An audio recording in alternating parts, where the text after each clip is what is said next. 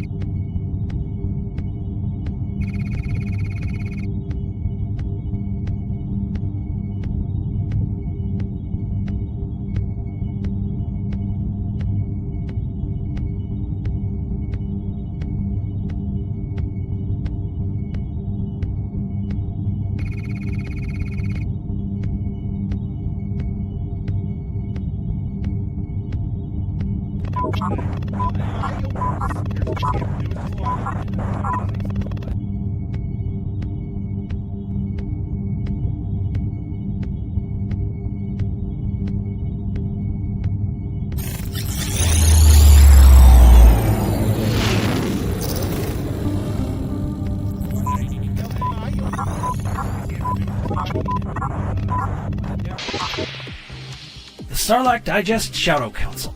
They are the supporters working quietly behind the scenes, making sure the show survives, evolves, and continues to digest all things Star Wars. Every dollar donated goes directly into the production of the show, from hosting costs to equipment upgrades and everything that keeps the Digest alive. If you'd like to join the Shadow Council and help shape the future of the show, you can enlist today at patreon.com/Sarlacc Digest Podcast or scan the QR code on your screen.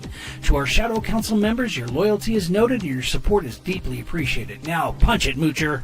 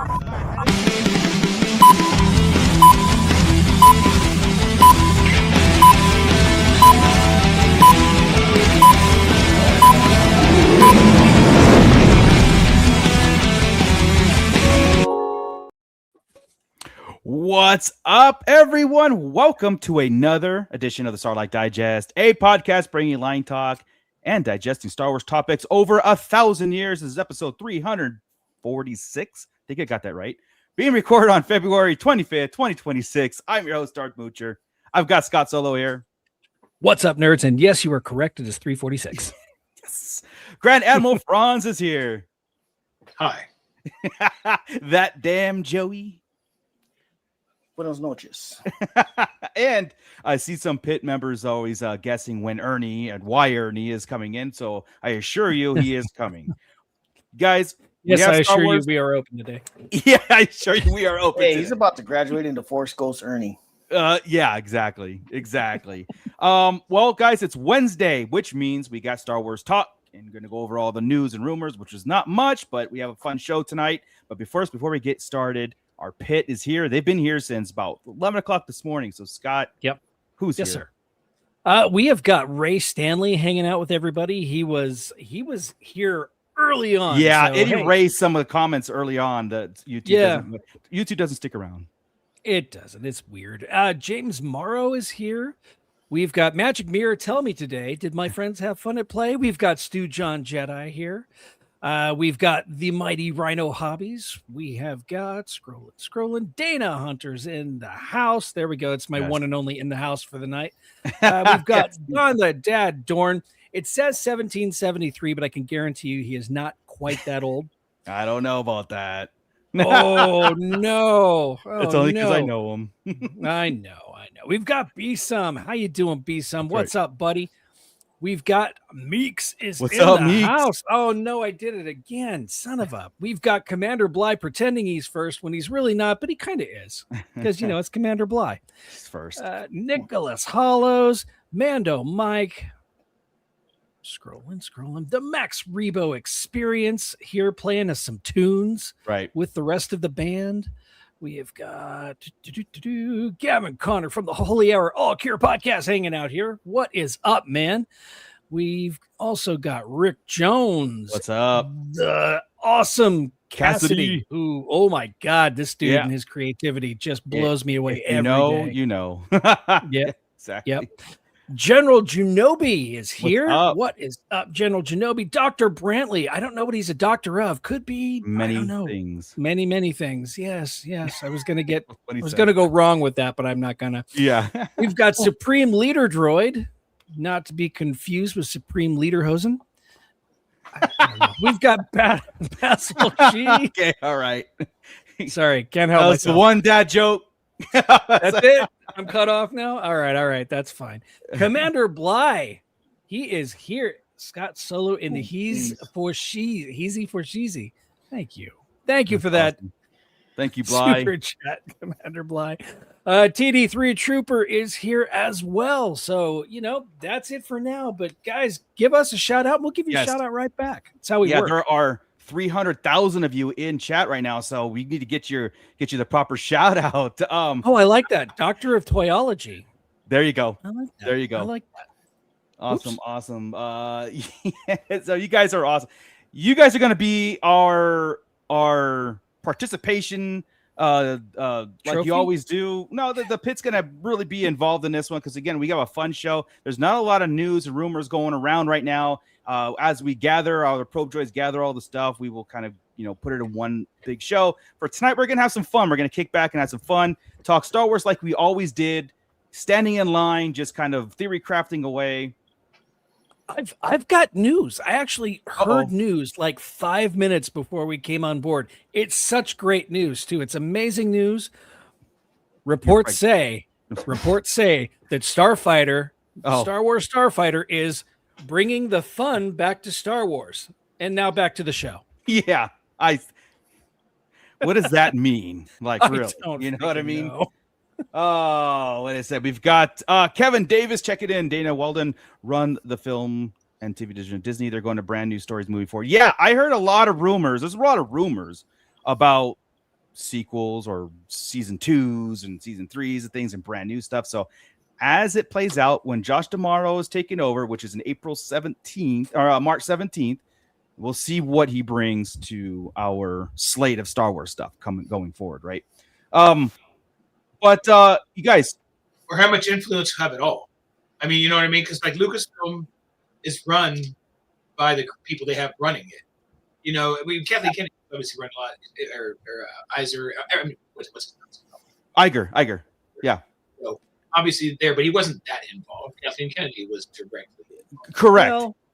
Well, he's like, where am I going to throw my money? It's we kind of were talking about D'Amaro a little bit before, like a couple episodes ago, about what will he allow the umbrella franchises to kind of do and how much freedom they get. Yeah, freedom and risk. Take some risk. That's risk. His decision, how much money they're going to get, how much risk they're going to get, and what they're allowed to do. Exactly. That's kind of it. He'll set the framework for him. 100%. Ernie, the Fallen Fett, is here. What's up, man? How's it going? Yes, sir. You got your fan club in there, man. They were guessing, and everyone was wrong. Yes. But as we stand in line for Darth Maul, Shadowhunter, 40 days. We've got 86 days for Mando and Grogu, and now we are at the 400th day to Celebration 2027. So our lines are split But I thought that 400 day was kind of a cool mark, to mark the celebration thing. And I still am anticipating some more information on it, tickets and all that things. And, to try to help everybody meet up and go. And I can't wait. But 40 days for Darth Maul. We are all into the Mando mode, but Darth Maul is still coming. So, but anyway, guys, no. Not that one. Yeah, not that one. That's not a hot take. Yeah, it's not a hot take. You guys, okay, so at Max Rebo, he'll either come in like a new stepdad and let Filoni go crazy in order to be popular. That's what I'm hoping. Or he goes going to splash spending. My concern is that he's going to be conservative because it's like he doesn't want to go all out. It's his brand new position, whatever. And I'm hoping that he does open the floodgates a little bit for greenlit projects, but not a lot because less is more. I understand less is more, and he's a Star Wars fan. Yeah, he's a Parks guy too. So I mean, guys don't get put in that position to keep this, status quo. You're very true. Well. He's a Parks dude. Come in there to be safe. He's about entertainment. He's not a business. Yeah, exactly. Hal Runner, what's up? King of the hot takes, Hal Runner is in the house. So that's right. We expect a lot of participation from Hal Runner today. Hal Runner, you might just kick it off here in a second. Stu John Jedi, I'm going to walk out of the Mando movie saying things like, "I cannot believe Fernestra Rowe is Grogu's mother." Then I'm done. Yeah. I go right back.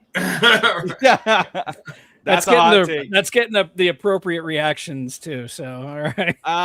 Yeah, exactly. The pit knows what buttons to press every single week, and it's awesome. I love it. Yeah. Well, it's such a fun thing to do, though.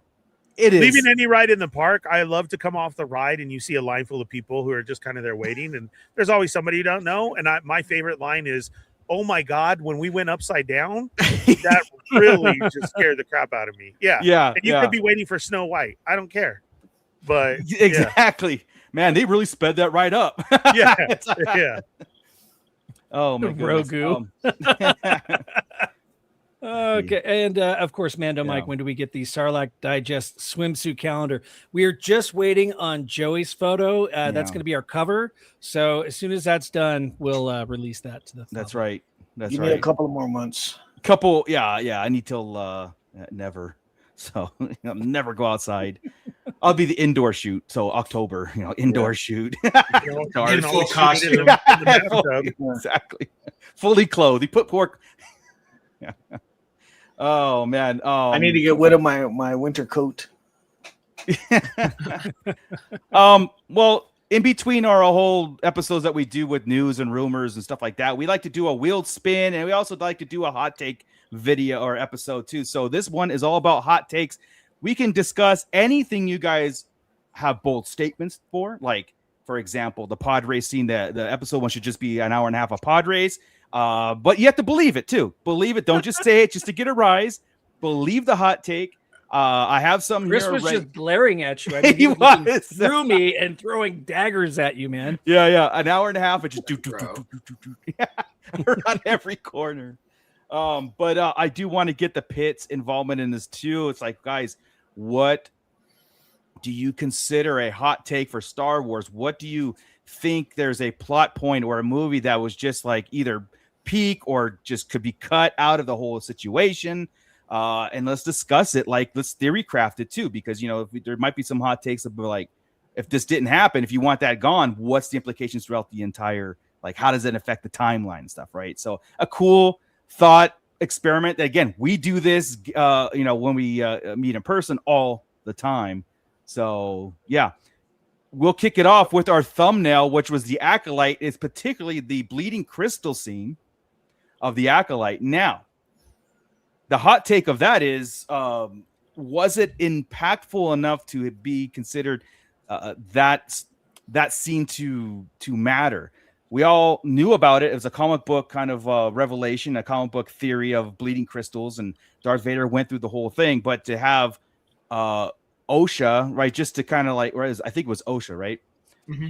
Yes. Just bleed it, and she was like scared that it was bleeding. It to me, my hot take, it was like it wasn't impactful. It was a great piece of moment, but it wasn't impactful at all. It just felt kind of like weird and forced.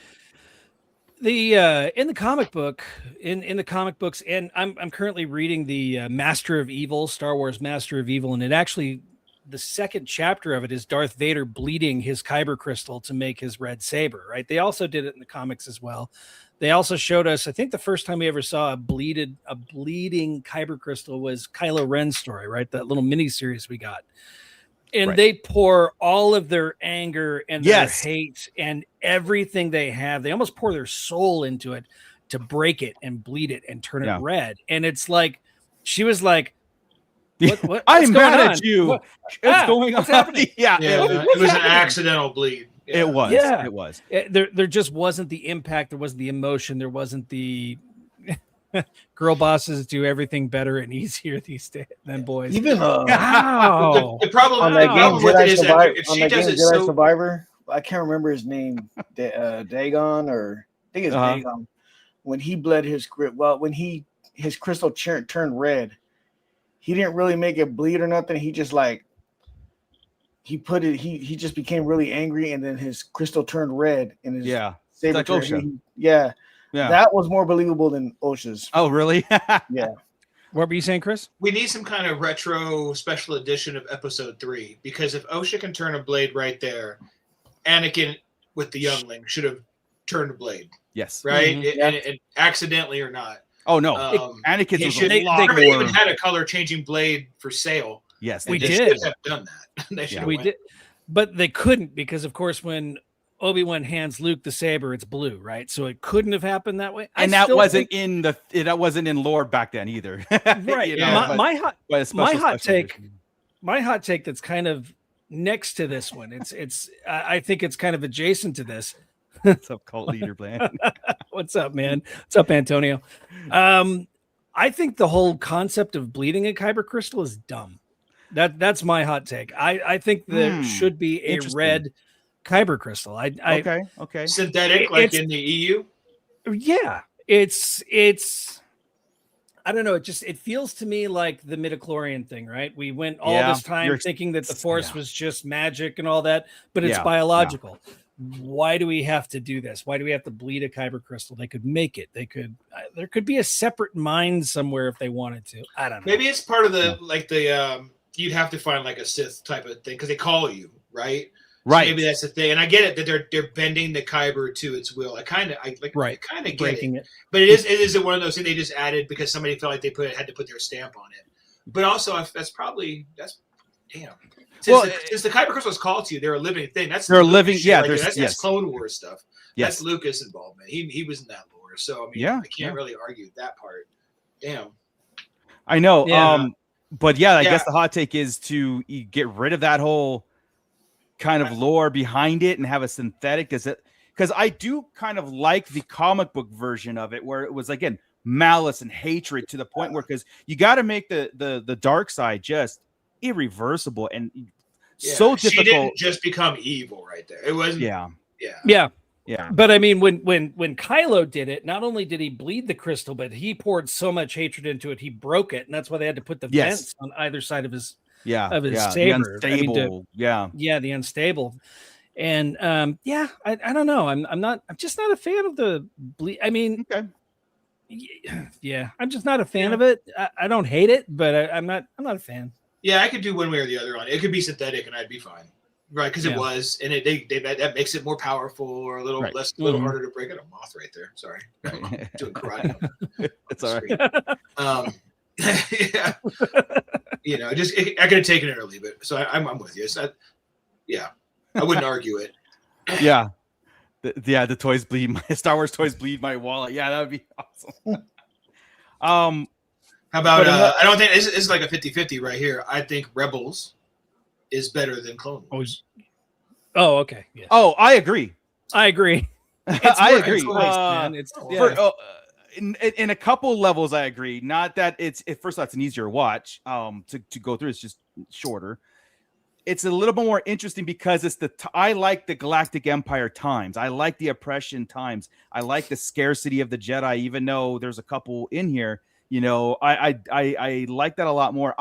This, Chris, I was never a fan of clones in general. It's just because I think clones is cop out in a lot of ways. And you and I had a lot of discussions. Being a clone, or yes, and you and I had a lot of discussions on the Clone Wars itself. Like, what does it mean? Because I was like, it can't be that spot on. Like, it can't just be and it was. But yeah, I agree with you. I think I like Rebels. Rebels did a lot more for Star Wars than the Clone Wars itself. Clone Wars did a lot for Anakin. Yeah, Clone Wars did a lot for his turn. So sometimes the purist in me of like Anakin's story is embedded in Clone Wars, but Rebels was just because it was less is more. Vader was in it, but not as much.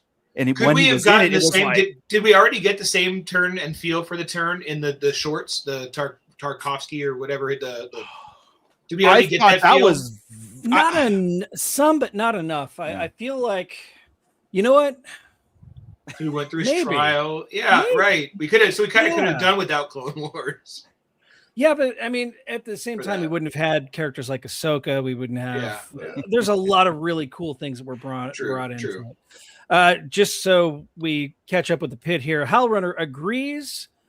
Nicholas Hollow agrees. Gavin Connor and Cult Leader agree. Here we go. Commander Bly. Nope, the Clone Wars was superior. What do you expect from a cloner, though? I mean, right? It's one of those suck. Yeah. What do you guys think down there? What do you think, Ernie and Joey? Rebels or Clone Wars? Like, I like Clone Wars better. Really? And I like Rebels better. To me, it's better storytelling. To me. See, and I think Rebels is the better storytelling. Yeah, me too. Clone Wars did a really good job of giving us the same character 30 times with different personalities, right? And making me care about each clone. I did that. Yeah. Right? There's a lot of great things in Clone Wars. There's also a lot of long-winded things in Clone Wars. It depends on being a Star Wars fan on how you adapt to it, though. Right. And that's exactly it. Of course, Joey would love that. That's Anakin's growth story and whether it is. Right. He's a huge fan of Darth Vader. I love the introduction of this new team that we got and how Rebels played out and the more that it showed us and kind of gave us an opening to a new story. Clone Wars had to adapt to our story, which we knew, and make it happen. Where Rebels is, here you go, fresh slate. What are you going to do? And Clone Wars had to stick to something while trying to introduce it had a beginning and end. Like it had a definitive. I mean, Clone Wars then was everybody's jam, though, while it was going on. It just so happens then later Rebels comes and is different and everything.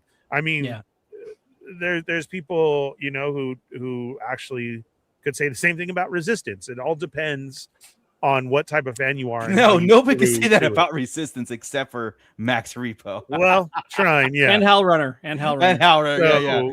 Yeah. No, I think you're 100% right. You know what? That's it's funny because I that was on a list that I have too, Rebels or Clone Wars, as far as like, everything offers something different anyway, right? So you couldn't eliminate one, but something that I would like want to watch for moments like the Kanan reveal, the Kanan sacrifice, the Ahsoka coming in, Vader, his beginning and end were unreal. Yeah, there's a lot more impactful things. What Clone Wars did is they gave us the Mortis arc. It gave us, again, a lot more Anakin, but you're right as far as like, did the Travasky Clone Wars do better at Anakin's premonitions or his future? Because Clone Wars kind of did that, but the other Clone Wars really went into it, like the visions and his tattoos. Well, they did that too, but he forgot it. And the Mortis arc, They both, he forgot it in both. Same kind of thing. Yeah. In the smoke. Yeah, both Clone Wars, he forgot. That's right.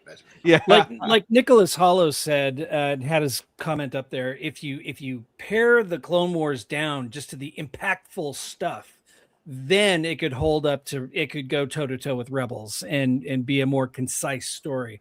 But there was a lot of filler, right? I mean, every time Jar Jar came on screen, I was like, I'm out. Every time Padme came on screen, I'm like, they're automatic skips. Unless Jar Jar's with Mace. Yeah. Rebels had their fillers too, a couple, but a lot of their side missions were just boring. But the big difference was Clone Wars was a TV show that had to come out and fill so long, and their seasons and everything that was there. Well, Clone Wars had arcs too, like trying to do that. Yeah.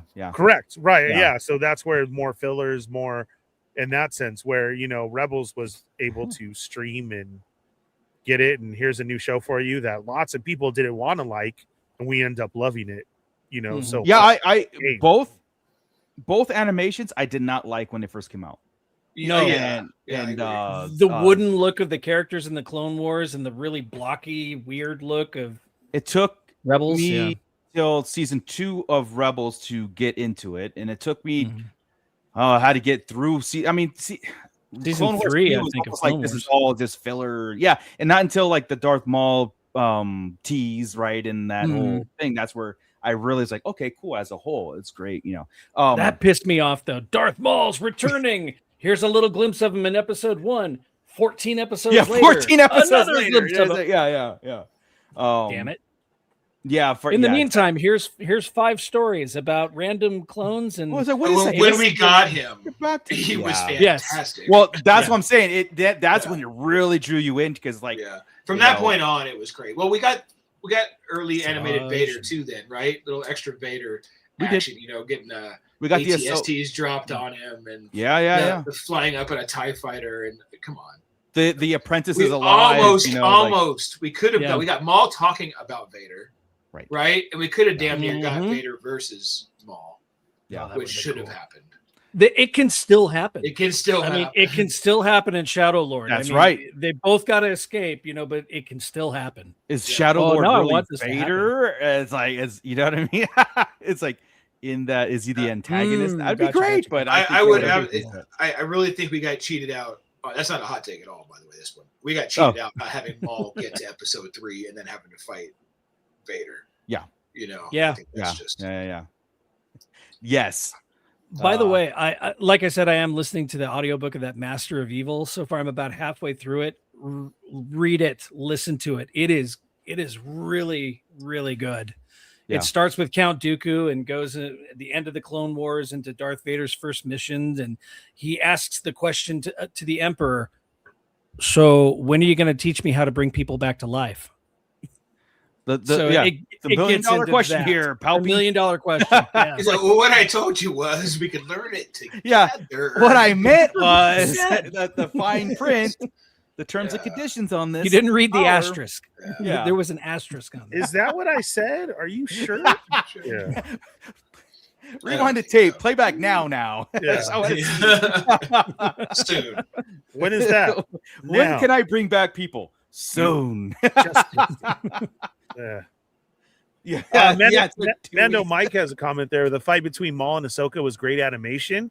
Yeah, I mean, actually, that fight was actually mocap suit from Ray Park, and you will never see that again. Somebody else.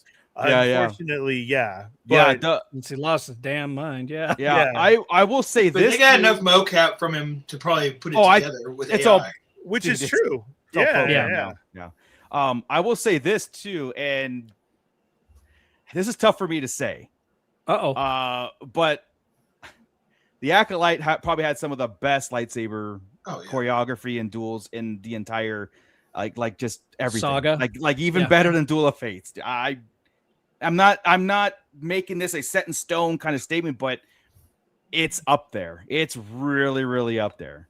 Like it's top 5 for sure. I think I enjoyed it a lot because I even going back to just viewing that, it's like you hold your breath during those fights. You know what I mean? Because there's fast paced. So did Jackie. Yeah, you know what I mean. And it was vicious. It was scary when he came on, like horror vibe, and the way he just kind of floated in. It just wasn't safe, and I don't know. I really enjoyed that part of Acolyte. So 5 minutes of Acolyte, I really like. Boom. That's it. Episode 5 of Acolyte was great. Yes. Yeah. Again, if the Acolyte was a stranger story, it'd be different. 100%. Yep. That's not a hot take. That's truth. We had 2 different things going on there, and if that was, then it would be. Yeah. Which I could still go for right now if you announced it. Yeah.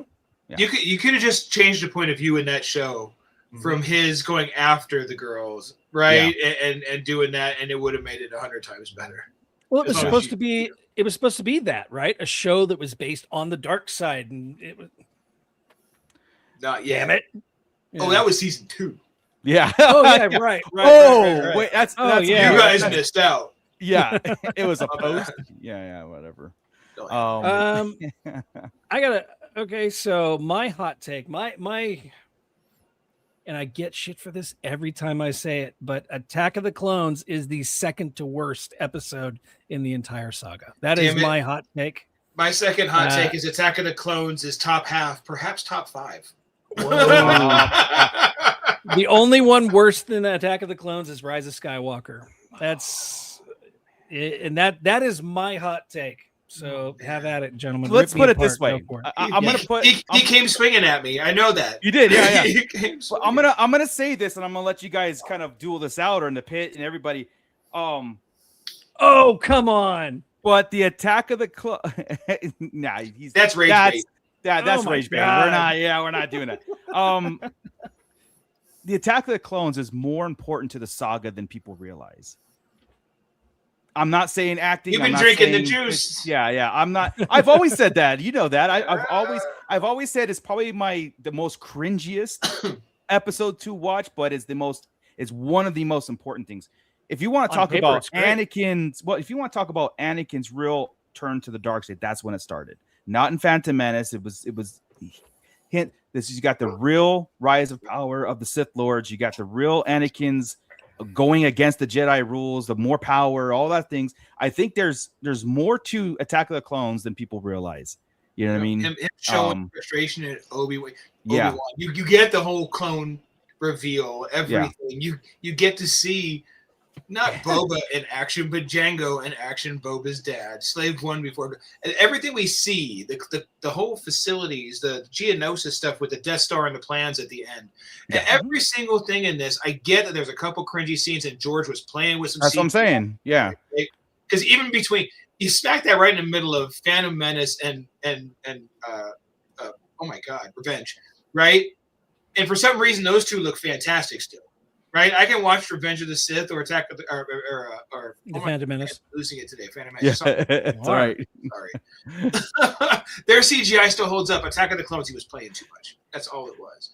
It was like 99% CGI. That's the problem. Yeah, but well, that and I still contend that the Phantom Menace didn't really need to exist. It could have started with Attack of the Clones with a rewrite. Gone on to the Clone Wars, gone on to Revenge of the Sith. I disagree. You needed Anakin. You needed. I don't think you needed little boy Anakin. What else would have made him attachment? How do you get the attachment? Because Episode 3 didn't do it. It's much. How do you get Anakin's attachment? Because that's what his downfall was. The attachment. All that downfall of his. Episode 2 set it up. It was set up from power, brother against brother. And Padme and the love, right? So but they had to be able to become brothers. And three things that Anakin. You could have done that in 3 movies that didn't start with a 10-year-old Anakin. Well, that's taking Phantom Menace and just starting with Episode 2, right? Someone that's what mentioned I just that. You said get rid of Attack of the Clones and put that in there. He said I said get rid of the Phantom Menace and move Attack of the Clones to Episode 1, and there you go. Oh yeah. I get behind that all day. No, except for the pod race. You still need to open with the pod race and then Episode 2.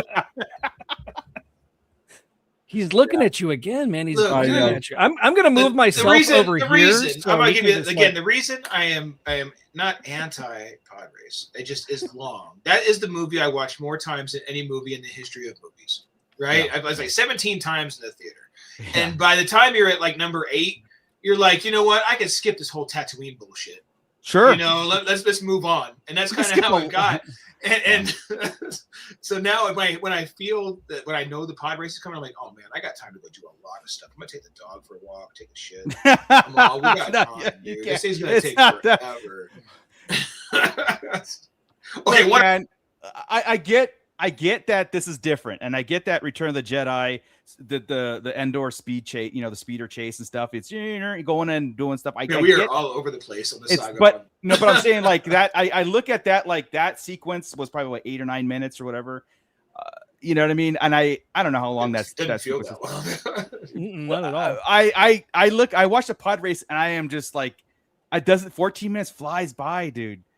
And not saying that it's the best thing of Star Wars. No, I just think that it's a great beat.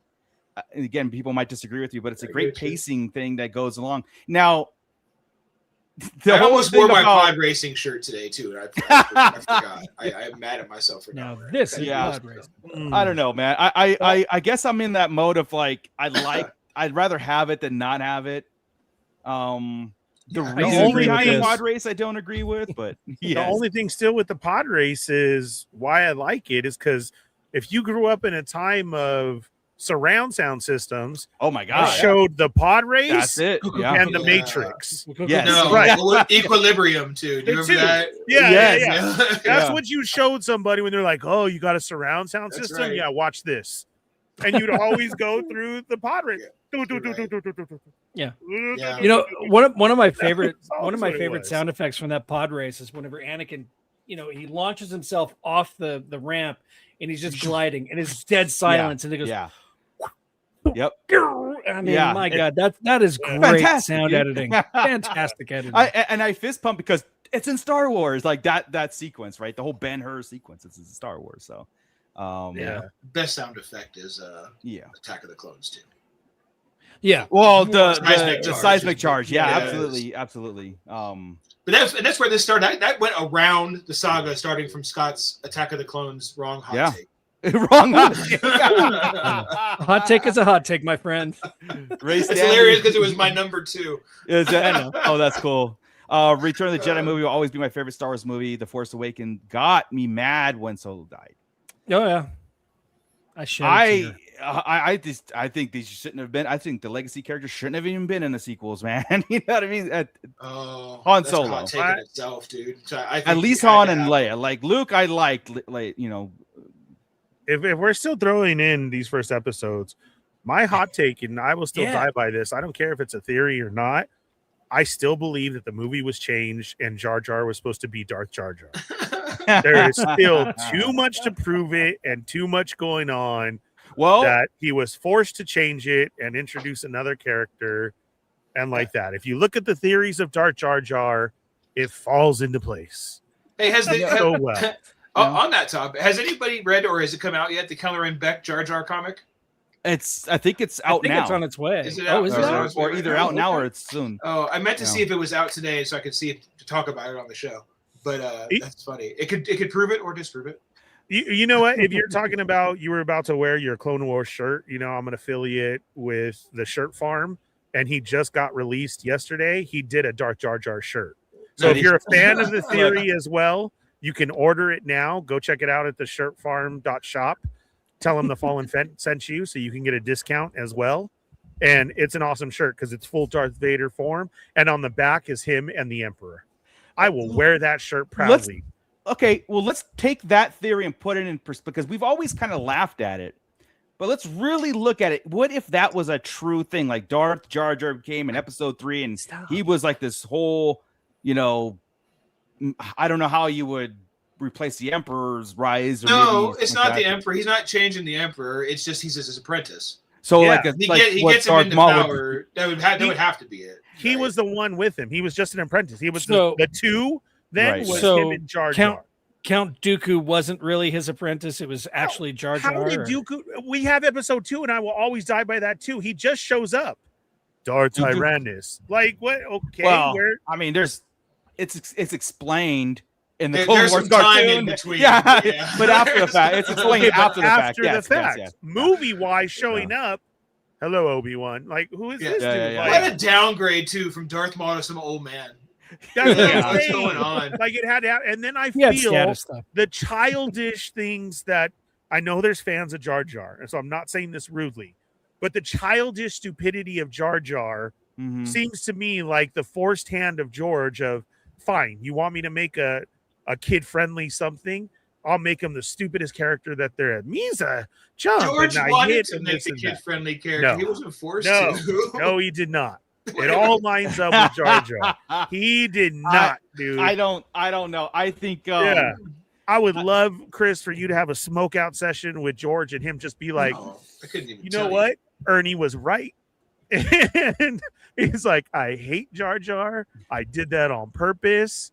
And I would be like, yep, I told you. Only you could be so bold. I recognize your pal's stench when you're brought on board. Misa recognized Yusa too. You know, here's the thing. Like, Yeah. okay, so you're talking about the Total different slapstick, voice. this silly kind of. That's the Yeah. ultimate disguise. That's the ultimate kind. Because Yoda did it on Dagobah to Luke, right? You know, so it's like, Jesus. yeah, I know, right? So sometimes there's truth behind it, and you have to be like, shit. Yes, right. Would I like that? I don't know if I would. That would be hard. Talk about cringe, right? I mean, because It's only cringe because of what we know. true With the character true. that he is and like that. Because you think the Misa part. If that was the plan the Oh. whole time, I think it would have been toned down a lot more than like if that was George Lucas' actual plan. I think it would have toned Jar Jar down a little bit more. I mean, James Morrow. Exactly. imagine James the Morrow character is of right. Jar Jar. Yes, he is. Imagine the character of Jar Jar with the yellow already Sith eyes. and everything. Yeah. Have this menacing voice, not the whole what he had. This character who looks like this, who is this guy? He was a plant, he was a secret, and he was the one giving all the info, just as Sheen was to the whole Galactic Empire. We didn't know he was the Emperor. That's how we get introduced to this. That's how the Sith always infiltrated everything, was Right. to put themselves in every This situation. time around, yeah. Right, yeah. So Jar Jar's here at the beginning with them, and he's the one telling people what Ernie. to say and do. Yeah. It's all there. It's the same thing. I mean, Oh, it Ernie. is. It's look, You guys are just too stuck on the character of Jar Jar. we're too That's stuck too on what dumb. actually happened. You guys are too stuck Yeah. on facts. Yeah. Telling you. It's dumb. Telling you. You got to let a good conspiracy run sometimes. No, Oh, I man. look, man. There's been countless videos behind it, right? Exactly. Yeah, even the guys. There's been countless videos, like really dissecting and diving into a Jar Jar, just the whole lore, and they make Right. the connections. It's like this would happen. This is I all mean, here. They've It's even all played on it in the Lego. they do. Yeah. They make fun of it. Yeah. It was actually all Snoke there. pulling the strings. Look, man, I think here's something. And the line in The Force Awakens, what about Leia about Snoke, right? No, it was Snoke the whole time. He's the one who's been corrupted our son and all that stuff. And then his whole thing is I saw the Empire rise, I saw it fall, and all the things. If it came out to where Supreme Leader Snoke was all the way back from the Phantom Menace, but not Sith. Remember, just take the Sith out of the whole thing, right? And you have Palpatine and you have his apprentices going as doing the Sith, the Rule 2 and all that. But Snoke doing something completely different. And if you inserted him, and you still can do it, you still can do this, insert him as this alternate dark, real Phantom Menace behind a lot of it's going on. It can change. It would change the original trilogy a lot. Would we accept that? Because like I know us here, we're again, original trilogy is like that's it. You sacred, right? Mhm. But what if they start introducing things that can actually change the original trilogy, like bringing Snoke and he was behind the shadows, all of it. Yeah. I mean, I hate it so much. I'm not even happy with it would change. change. You're talking about him being even behind Palpatine? and Yes, stuff? yeah, everything. Oh, not no, I don't like that Palpatine at doesn't all. know. Yeah, I like, like Palpatine being the end all evil. and that's I another. almost feel yeah. like Snoke picking up the mantle of maybe not Sith, but some sort of a Dark Lord or something along those lines after. Yeah, he's like a After dark the fall of sorcerer Palpatine. somewhere. Yeah. You know? Yeah. Well, Well, I if you're was- going off of that, my head goes to like he was funding the Emperor. No, like Maybe because he is a rich. Outrunner.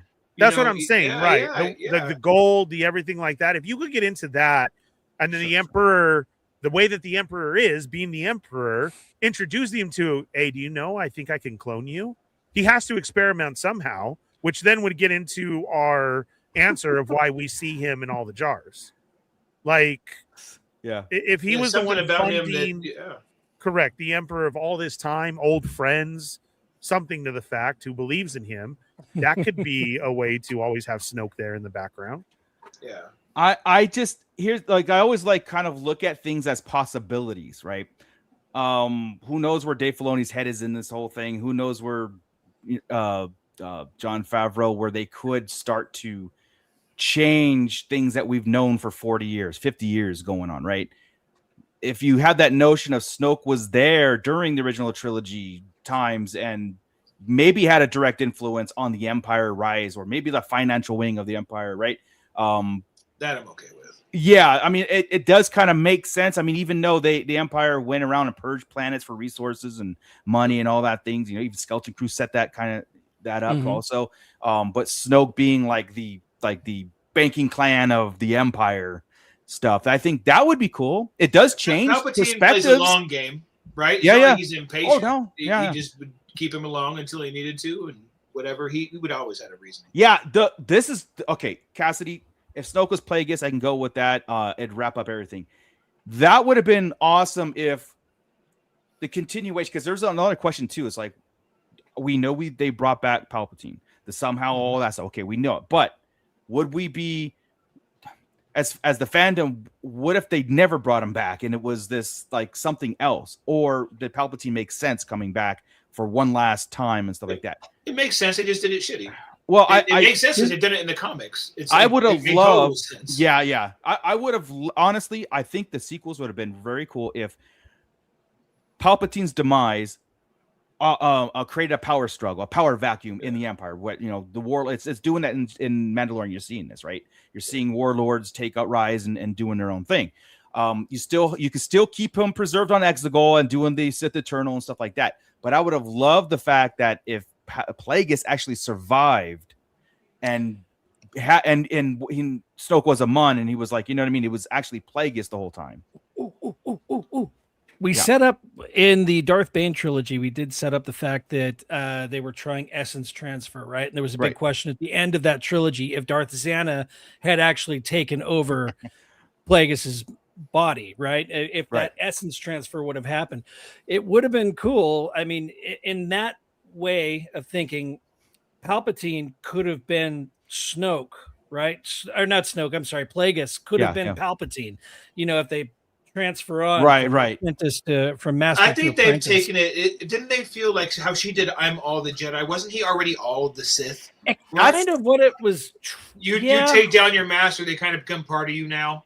And that's how I was. And that's an old Republic. Yeah. That's an old Republic lore too. Like in that where every time, that's why you kill your master to absorb basically all the knowledge and everything that you're. I just feel like they didn't capitalize on that, and they could have to make that story much better. This goes along with one of these hot takes, and it's not even really hot takes. I think we would have all loved the sequels if JJ would have just done it from start to finish. Absolutely. I think absolutely. TFA was a rehash. I get it, but it brought us all in. It introduced all the new characters. Rise was awful. What's that? Oh, exactly. Well, it was awful because even though Last Jedi was a pretty solid movie in itself. Right, I don't have too many problems with it except the time and the bite and stuff. Right, nitpicks. It just a lot of nitpicks. It screwed up what Force Awakens set up, and it forced him to do what he had to do. That's what I'm saying. Rise existed as we know it. Could have done that through 2 more movies and not just 18 hours. I think it would have been a different Rise. Right. Yeah, that's we're I can't say it take it at face value as it now because that was. That was him putting 2 movies worth of stuff into one. Exactly, trying to make it work, right? Commander Cody's Vault checking in. Thank you so much. $4.99 super chat. Little late, but awesome. Glad to stream. Glad you're here. Thank you so much for that. I'm hoping everybody is enjoying this hot take, and if you guys get them in, I think I love the How Runners trivia spell Plagueis. I thought that was funny. We have yet to get a hot take from Joey. Joey, do you have a hot take? Ernie took mine. The Jar Jar. The Jar Jar one? Yep. My bad, bro, but I love it though, right? I will. Oh. We need to get matching shirts, bro. Yeah. No, I got his Rise is the worst Star Wars movie. So Nicholas H. hot take: the Force Awakens is actually the worst of the sequels. Now, here's I'm gonna say this right now. You take the progression of Star Wars in account. You take the story and everything. I say Phantom Menace does nothing. So I can agree with that to a. It's the best Star Wars feel movie, but it's a rehash. Which one are you talking about? The Force Awakens. Okay. If you take that out, it did nothing. It did nothing. Absolutely nothing. Because you could have began The Last Jedi with the crawl and the meeting, the whole thing about Luke Skywalker vanished, boom, boom, boom, and it picked right. You can continue that from there. and I'm not gonna say it's the worst, but it's the most irrelevant. What Last Jedi and what Rise did, as awful as they are, they had things that are going on intertwined. Nothing was rehashed. Nothing was you didn't have to kind of like do a remake of Star Wars, which to me, The Force Awakens was a remake of Star Wars. It had moments. Yeah, but besides Han, right? Again, yeah, take Han out of the whole sequel trilogy, does nothing, right? So if they had the balls to actually destroy Coruscant instead of some random planet that nobody had ever heard of before, it would have been more impactful. It would have had the whole killing of Han Solo is what broke Ben down. That's what really sent him spiraling. So like I said, it had moments, but in between those moments was boring. Once you get to Maz Kanata's castle, it's like, yawn. What are we doing here? I don't think it was boring. I didn't find Force Awakens boring. I found it like my very first thing I told Chris when we walked out of there, go, dude, that was a remake of Star, like beat by beat remake. We even had a trench run. Like, come on, what are we doing? And I was disappointed in that notion. It reminded me of the Phantom Menace in that you've got a trajectory, and then all of a sudden you get to a point, and it's just breaks. There's just breaks, and it slows down the whole progress of the movie. And it's not until Rey picks up the saber that it starts picking up again. It's the Phantom Menace. It's like we had stuff happening, and then all of a sudden we're standing in the woods around a speeder, making a plan to go and do a thing. And it's just like they did in Phantom Menace, like they did in A New Hope, like they did. It's like. It rhymes. I get it, George. But the whole thing. So, yeah. Let's see. Dr. Brantley, what if Plagueis took over Palpatine's body, became Emperor? That's what. Yeah, this is what Chris was saying, right? Like essence transfer, or Scott. Everybody kind of adds up over time, right? Starting with Bane when he figured it out, right? The Xana thing we were talking about, right? So at that point, because I know you said it was Old Republic stuff prior to that, but it's really there. Where it took jump in my head. Yeah, wasn't it Revan's Emperor? Wasn't it Revan's holocron that told him how to do it too? That's right. In the Old Republic, it wasn't just Sith. It was the Emperor himself. The Emperor was Darkseid incarnate, basically. So there's always an Emperor. So when you killed the Emperor, a new Emperor would be like the last one plus whatever this new one brought to the table. It wasn't just all Sith Lords or Darkseid users. It has to be that. Well, that's what I mean. That's what I mean. The one to the next. Yeah. So emperors. And that's why one emperor, master could wipe out the entire, like really just kind of go nuts. And then there's two of them. It's like, oh crap. TD3 Trooper. Okay. 789. You can scrap and do it right. Yeah. Hot take. It's a dream sequence. It never happened. Legends. That would be the only wild thing about a CEO. There's one thing I can say they would do. Is that they walk in, you say he's a fan, right? Right. What if this fool is just a staunch sequel hater? And he walks in and says, scrap them, do them again. And let's go. Put legends on them.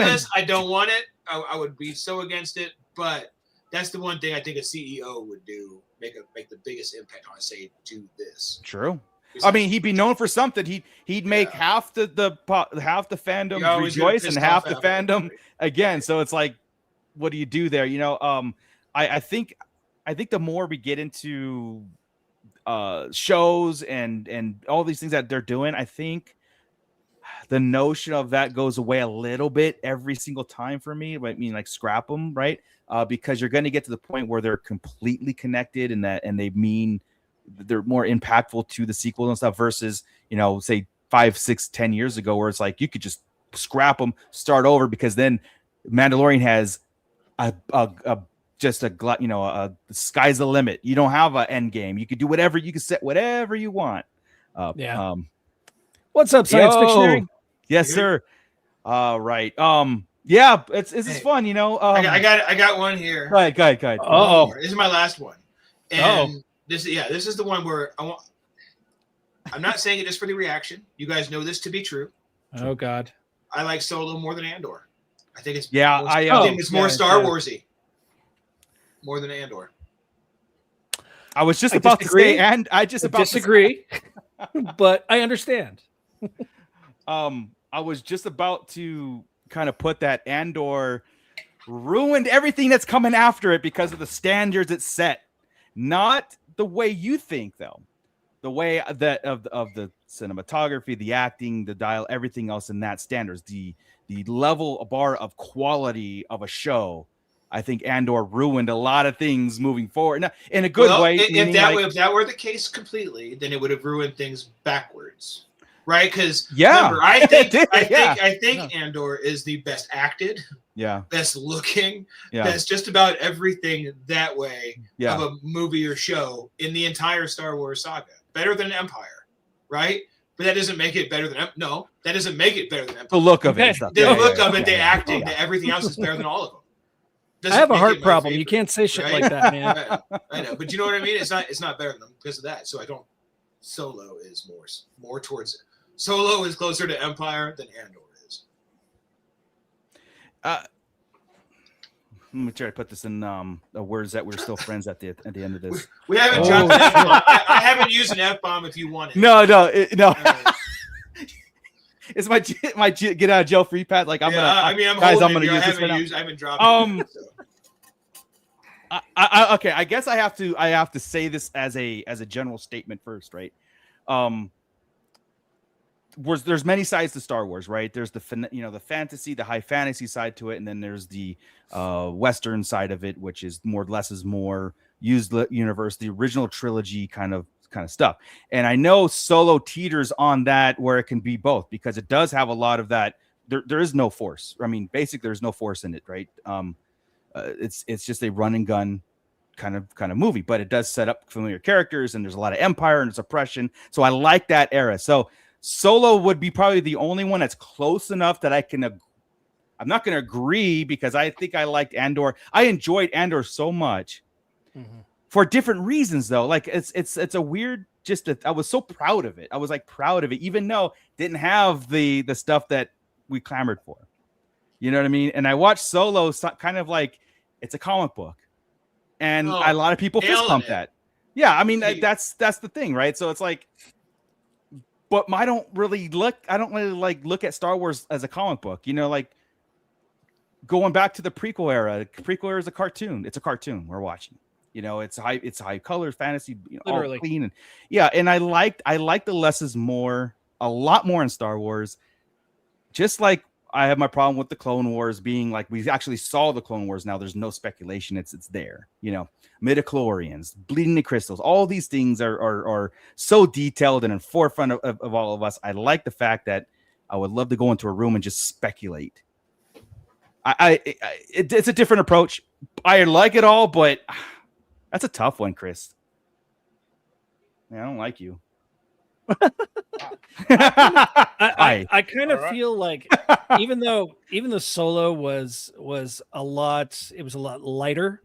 I feel like since the era is right there, since it's about the Imperial oppression, you see them arresting people in the streets, and I feel like they kind of go hand in hand, right? Solo and Andor do. It's two different sides of the same coin. I love the fact that we're getting that era fleshed out more in live action, right? So what? And that's a good point because you got the same thing in Solo, but with a less. It's lighter, right? I mean, because Han isn't in the rebellion at that point in time. The only one who really is what's her name, the biker chick. Enfys Nest. Enfys Nest. Thank you. I was about to say Kira. I'm like, Kira? She's funding. She's helping to fund and build the rebellion. Plus it's what 5 years before Andor starts, so things get darker and darker as it progresses and as the Empire gains strength and power. So I see it as a good lead into Andor, as things get darker and whatnot. And who knows what I would have loved to have seen Enfys Nest make some sort of an appearance in Andor. That could have linked those two together, and we could have had a really interesting. See, and I feel that. Story. It's funny you said that because Andor is going on the same time as Rebels, and I feel Rebels is very OT, right? Solo fits really well with Jedi. Rebels. Yeah, you can animate Solo perfectly well in the Rebels animation, and it would just work. Sure, couldn't do that with Andor. You guys know I don't want to beat that horse again. Right? No. And Andor. Cassidy's. What about Cassidy's comment? So is Chris saying Solo is better than Rogue One, 2, or just Andor? Definitely Andor. It's pretty close on Rogue One. I can make a case for Rogue One being right up into A New Hope. Right, like it feeds there. I don't think Andor. Just ignore him, Cassidy. Andor is more What's that? military grounded than Rogue One is. Right, Rogue One is still a little bit more space fantasy. Rogue One is better than Andor, I believe. Yeah, in my opinion. So Solo and Rogue One are pretty close to me. If I'm ranking them out and they're like 6 and 7, they're 6 and 7. It's 5 and 6. Sorry, 6, 7, 6, 7. 6. Here's my hot take. Solo's a movie I always forget is there. Yeah. Oh, really? It's just a fun You didn't enjoy it, or why? No, I always feel like, you know how you come across these things like where they say rank your Star Wars movies from favorite to least. Right. So you don't And even I'm have always forgetting Solo, and I'm always, it's like Why? it just that hardly exists. enters my conversation. and it's not at the bottom of your list, I would bet. No, I don't. It's not that I don't like it. It's just probably smack in the middle of most. It's like, oh, I forgot you were there. Yeah. What a lovely surprise! A $20 bill in my pocket. It's like when you bought a box of Twinkies, you forgot they're in the cabinet. You're like, oh, It's been 30 years. They're still good. Yeah. So it's not Joey's turn yet, Yeah. and Chris is like Solo number 4, and then you see Joey. Yeah. Yeah. This is the TVC Emperor nails it right here. Andor was more story driven, where Solo was topical summer movie as well as Rogue One. It's cool. I'm not going to take away. It's awesome how everybody sees Star Wars a little bit different, but I mean overall the same. I mean, we're all in the moment of hive mind. We all can put in its place, and we all can appreciate everything about Star Wars. Well, that's easy. The sequels. Name Rise. Yeah, Rise. Yeah, Rise is my least watched. I can't hardly quote Rise. Right? Dude, That's a problem. Every single line of the Emperor says is a cliche. So just name off a cliche, and the Emperor probably said it. So. That's it. And somehow Palpatine returned. That's where we go, right? Those are the quotes of the first 5 minutes of the film is really good.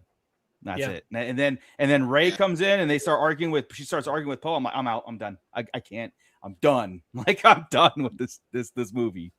After the whole hyperspace tracking or going through in the TIE light fighters speed following skipping. him. Yeah, light speed skipping. That was a cool opener, like a really cool opener. But I don't know. I was watching Mando season 3 today. I saw the Praetorian Guards and thinking, damn, the Praetorian Guards are way cooler in Mando than they were there. Like they're fighting, their whole vibe was cooler in Mando than it was in the sequel. Yeah. The Last Jedi.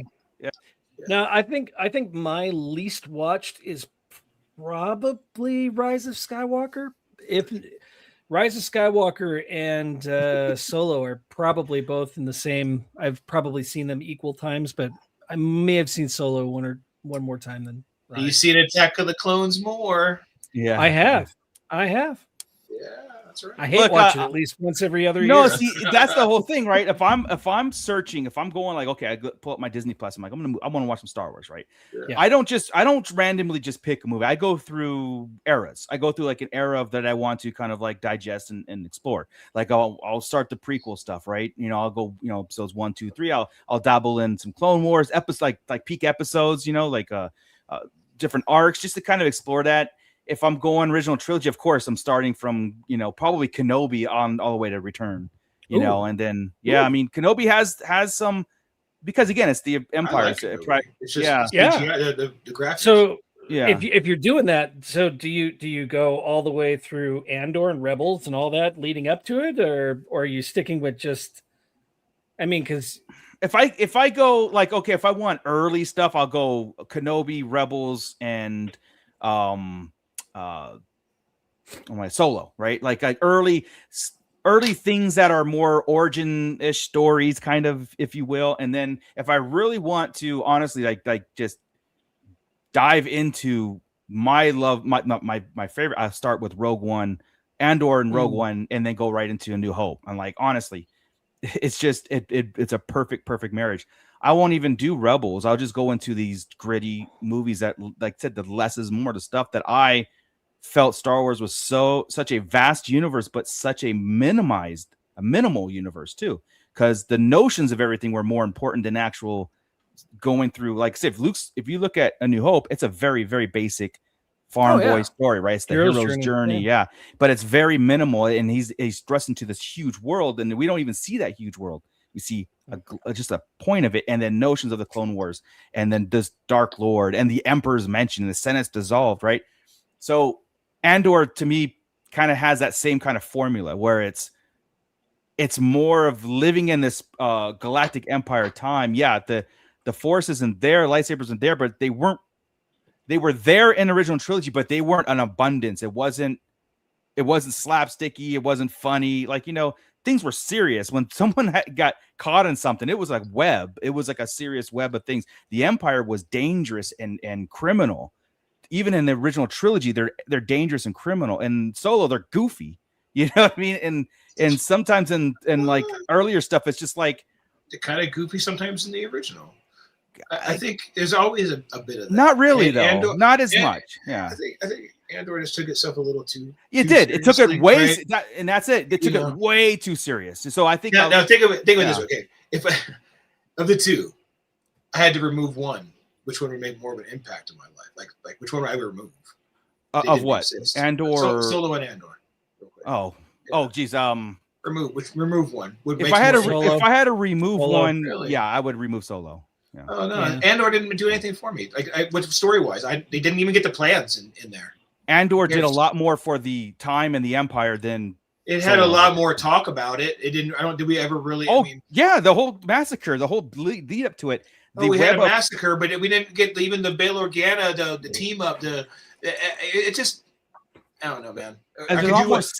Rogue One was enough. Yeah, Rogue One was. I agree. Then I agree with that. I agree. Rogue One was absolutely enough. But that means Solo, I get to see Han meet Chewie. Oh, sure, I get to see Han meet Lando. Yeah, I get the Falcon. Again, very comic book, very comedy summer thing. Yeah. But if I had to eliminate one, because again, I don't need that. Wasn't as impactful of like the rebellion being like teetering on a shoestring kind of like.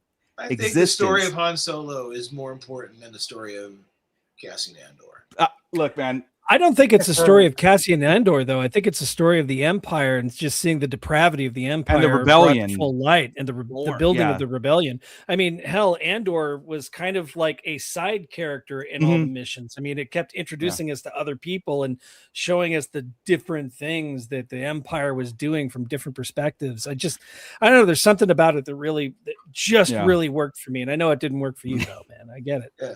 No, I mean, he was right about the name. I almost mentioned the name. Yeah. Come on, thank God. Yeah. Look, here's the thing. That's my one beef with the film. Yeah. No, here's the thing. That made me. You're not alone in it, Chris. You're not alone in that sentiment. Like the sentiment. There's a lot of people who took Andor for just what it was and didn't go deep. Like I go a little deeper into it. I liked it a lot better. And I'm not saying that I was watching it, but it's never going to get rewatched again. It's not going to be my comfort watch. What's more Star Wars? I would say Solo's more Star Wars. Okay, it's got more aliens. It's got more, what the aliens do in Star Wars and everything. So, but it's got Chewbacca. It's got Chewbacca. But I mean, look, that's the whole thing too. It's like, and I still hold this true that if all of us wrote a script of Star Wars, we'd all hate it. We all hate each other's script. We all would think ours is the masterpiece because we all see kind of like how Star Wars is. But a lot of people like Clone Wars era, sequel era, prequel era, original. So you would write in that your favorite kind of like summer blockbuster thing. It's a real personal journey. Star Wars is. That's why we do this. That's why we have shows. That's why we live it. Right. I don't know. I'd be very uncomfortable eliminating anything except for sequels. But I could pick and choose in sequels and minimize it to like a half an hour of good things, and then I could rewrite what's there in my head to make it completely make sense and be okay, right? It's enough there for me to do my own film, but that sucks. You shouldn't have to do that, right? Yeah. It's true. So shouldn't have to. Here's a question right here. TD3 Trooper brings up Andor. Andor did not work for TD3 Trooper. He watched season 1. He skipped season 2. Do you think that Andor suffered from being, from some perspective, from a certain point of view, from being a little long in the tooth? Do you think they could have narrowed those? Because I mean, they were also the longest seasons of any Star Wars show we've gotten to date. Could they have cut season 1 in half and season 2 in half, truncated some of that story, and would it still be impactful to some people? Do you think it would still resonate with Moocher like it does, but yet still keep the attention of people like Chris or TD3 Trooper or anything like that? Do you just think it was a little too long? Like this question. What's funny is they truncated it down from like 4 seasons. We got like 3 seasons in that second season. Yeah, it's like even more. Right? So to your point, yeah, they could have went further down, and they had. There was no reason to be stuck in the forest of Yavin 4 playing rock paper scissors in the beginning of season 2, right? See, I could get into you had to get him away from his friend so his friend could die on the other planet and he could drive him forward and drive everybody together again, right? It's just like the episode 2 talk, the Attack of the Clones talk. I think Andor is a lot more impactful than people realize it is because of the times we like. We like the original trilogy, right? We're Gen Xers. We love the original trilogy. I think if we had to choose something, I mean, I'm just talking for myself, maybe generalized, but for the most part, we would take that and run. I mean, if gun to your head, right? So a lot of the marination of the rebellion and the empire, like I said, that when it took the rebellion or the empire, and it was like these guys are not as glorified good as we all try to. I mean, we all glorify the empire, but watching the Andor, you're like, damn, these are, I mean, straight up bad guys. And then the rebellion is such a ragtag epitome of evil, pockets of resistance that had zero leadership. And Andor was trying to get it all together, and how they were fighting each other. It was a true rebellion in a sense of that Star Wars. I got that all in the crawl. Yeah, of course. Like I said, dude, we could have. I know how bad the Empire is. It's called the Empire. There's an evil emperor. He has a henchman. These guys aren't good guys. Start going down troopers and a Death Star that blows up planets. I'm not thinking the guy's nice. But you're going down that path where then you can see that for everything. So don't. I know, but it was 2 seasons of it, bro. It was back to that point, it was shortened from 4. Well, I will say this, and we'll close it out here. Is like I'm thankful that season 2 was condensed into the 4 or 3 arc because what they had planned for 5 seasons would have been a lot too much, even for me. Be like, I as much as I love it, I think we're done. You know, Cassian looked like a 70-year-old before Rogue One happened. God, dude. I think we're done. You know what I mean? So, Bolt, Chega, Luthen was Luthen was awesome. So, like I said, there's so much. Not saying there aren't cool things. I know. Even his little shop was neat. I loved it. Remember that season 1 when we got into his shop? How excited I was! Oh, look how many cool things! Let's start digging into all this nonsense. It just over time, it's like, oh, we're in the shop again.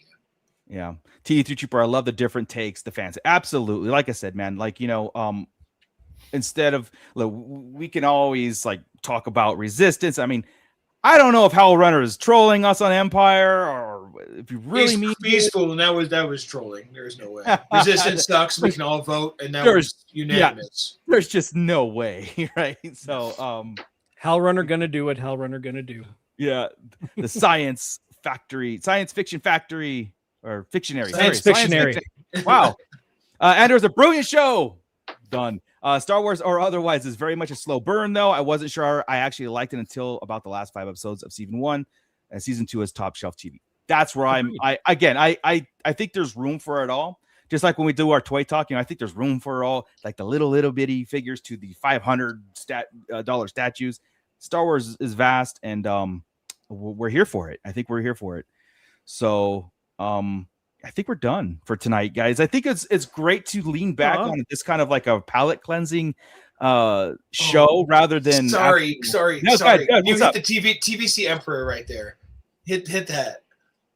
TVC Emperor, I'll take time for the sequels to be accepted by Star Wars fans, just like the prequel. I don't know if that's true or not. I kind of thought that with the prequels while it was getting hated on. I don't think here's evidence. You want evidence?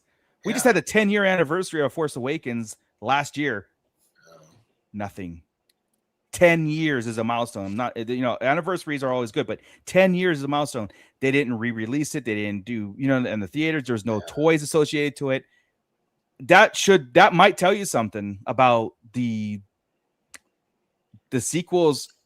It might be somebody else's Star Wars growing up, but I don't think so. Like the prequels are. Look at this, man. Our kids were prequel. They grew up in the prequels, right? They were born in that time and all those things, and they latched onto it.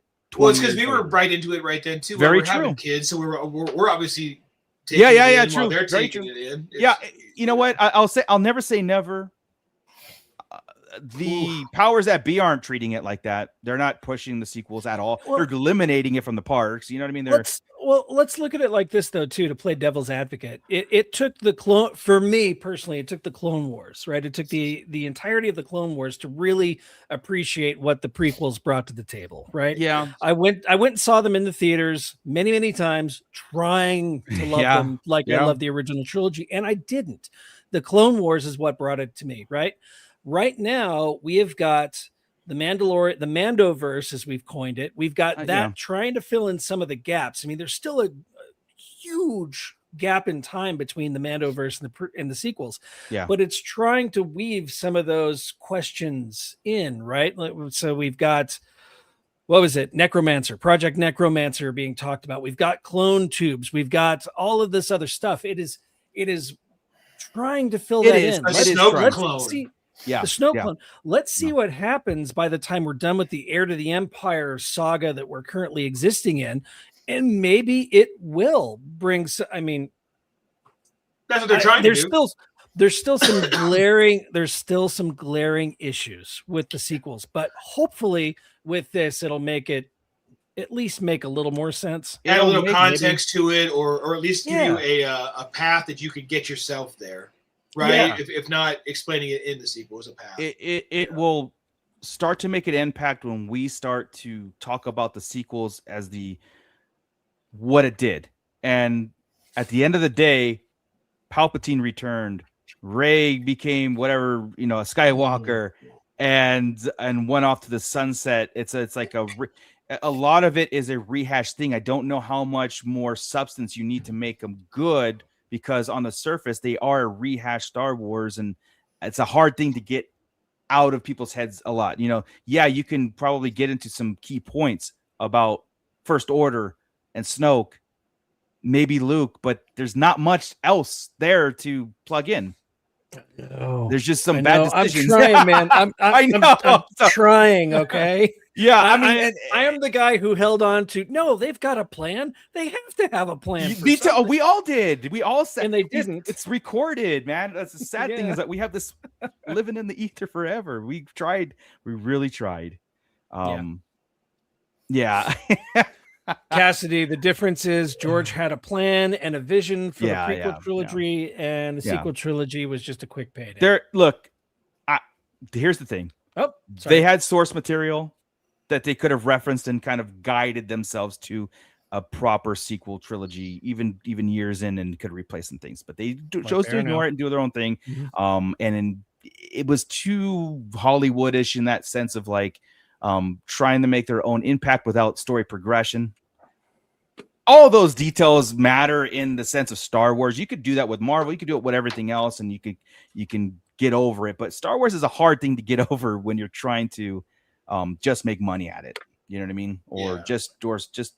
We don't like to toss things to the side. Like in Marvel, there's 10 things. I'm like, that doesn't even matter. Because they just start over and multiverse it. And in Star Wars, I'm like, oh, that matters because that matters to the story. They're not multiverse. You can't do that with You can't do that with Star Wars, and I think that was our disappointment from day one about it. Was because everything they do is in stone now. There's no getting around it, and it's like, damn, you'll get that back. We got the Milky Way Skywalker.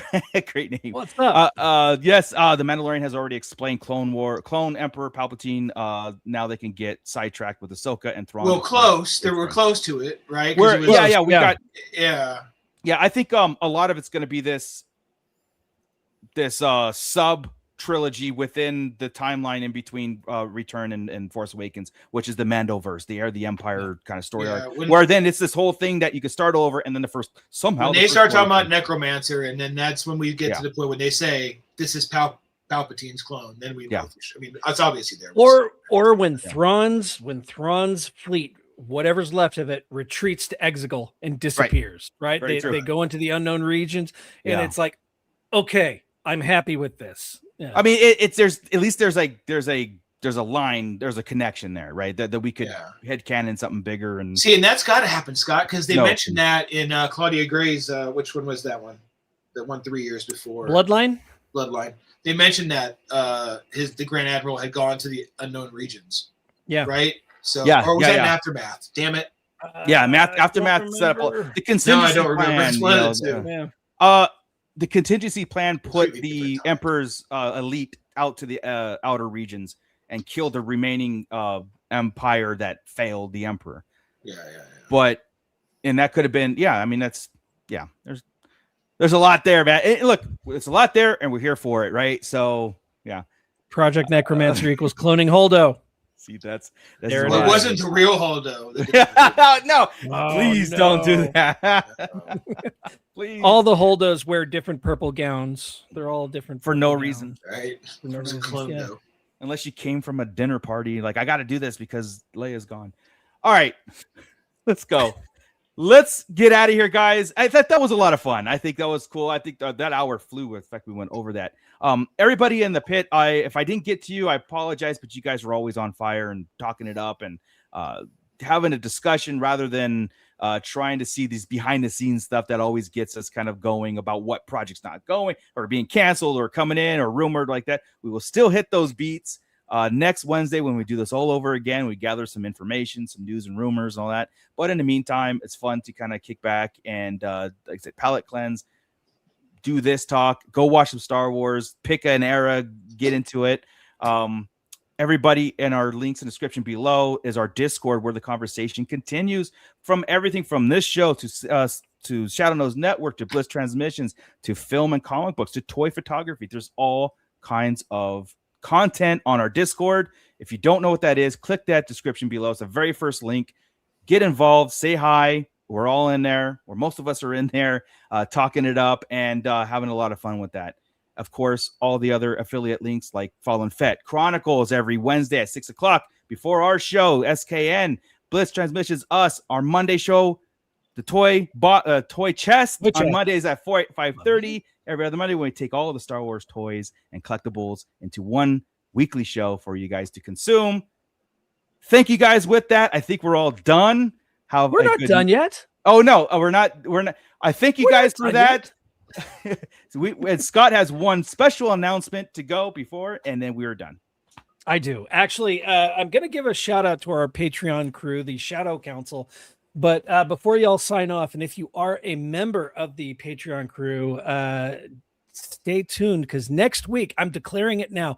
Next week, we're going to have a giveaway. It's going to be a wheel spin giveaway that every single one of you that is in our Patreon Shadow Council, we're going to put your name on the wheel and we're going to randomly spin it. And then we're going to send you something really cool. Okay. At least I think it's really cool. And, maybe you don't. I don't know.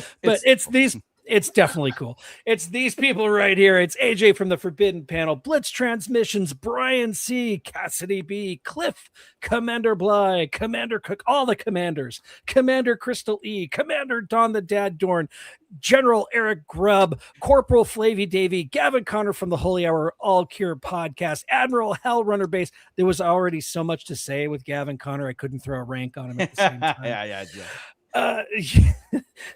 Vice Admiral James Morrow. We've got Brigadier General Joseph Bailey, General Junobi, whose rank is in her name. I mean, Come on, you don't need any more.